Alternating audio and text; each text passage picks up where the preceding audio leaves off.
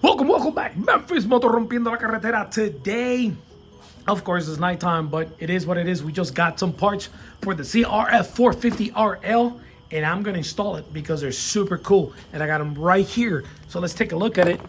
All right, see what we got. All right, what do we got? Instruction sheet. And right here, peeps. Right here. Let me get the stuff out. All right. The passenger pegs for the 450RL. Man, I think they look really cool. All right, so we're just gonna present them real quick. All right, kind of sort of like this, so you get an idea. Pretty cool, man. I got these from overseas because here in the States, nobody had them, so I had to order them from overseas, and it took almost a month for me to get them.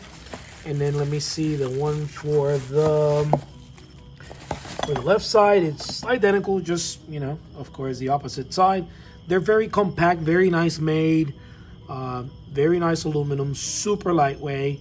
I like the cutouts in here. They're pretty cool. The pegs, they fold very nice up.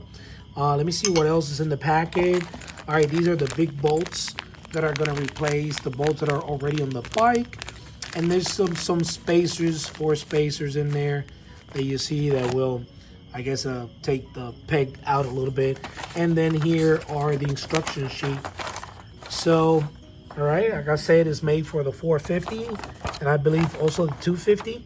So here are the instructions, the 2 pegs, the little bushing spacers, and the bolts. So let's take a look at what we have, and then I'm going to start installing in a second. All right, so basically this is what we have. We have the 2 pegs, all right? And we have 4 bolts and 4 spacers. As you can see, there's 2 bolts that are pretty big and 2 skinny ones.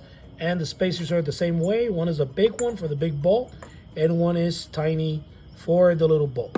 So, shows here in instructions where the skinny one goes on top, and you can see on the peg itself, the bottom hole is the big one, and then the small hole is the top one. So now we're gonna go on the bike and remove those bolts, and we're gonna go from there. All right, guys, so the first thing, I removed the 2 bolts, the one that holds the subframe, and this one pretty much just holds the plastic into the subframe.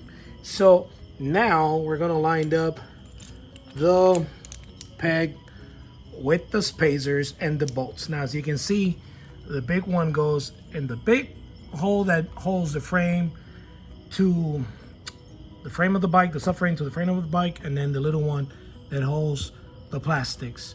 All right, so let me put this on and then I'll be back with you guys. All right, so this is just goes in there pretty easy. Now I just got to tighten this up, and I'm going to pull back, of course, so you guys can see it better. All right, guys, so basically that's how it mounts. It's pretty simple. So you take the 2 bolts off and then put the little spacers right there, and then the rear peg, and that's very simple. You tighten them up, and that's pretty much it. Now I'm going to do the other side. It's very similar. So I'm just going to take same thing off, same bolts off, and I'm going to put the peg right on it, and then I'll be right back with you guys. All right, guys, so basically that's it. So they're fully installed, so we're going to look at them. This is the right side, or the side with the brake. All right, pretty sturdy. See if you can get a side profile. Doesn't look bad. I guess I have to get used to it, but it's not bad. They're pretty close to the body. All right, they look nice. Let's see the other side. All right, well, that's the shifter side profile. Once again, very close to the bodywork. They look all right. We'll see how they work in real life. See if they're comfortable in the position and the angle, stuff like that.